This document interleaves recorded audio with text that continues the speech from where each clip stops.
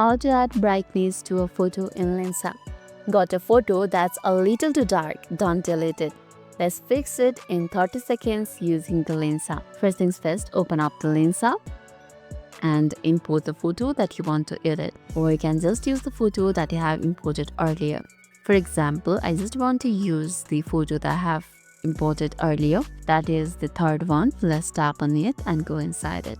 Once inside it, you will see this tap up option. Simply go to the color options. It is this one. Let's tap on it and scroll down, and there you can see an option for the brightness right over here. There's a brightness according to the color, and this one is of the orange color or the red color, and this one is with the shadow.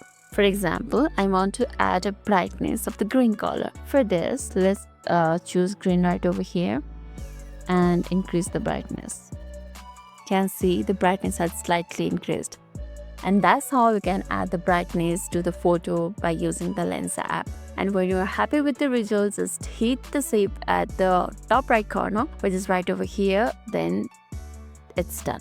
Lastly, if this video made your day a little bit easier, don't forget to like and subscribe for more amazing tips. Thanks for watching and see you in the next video.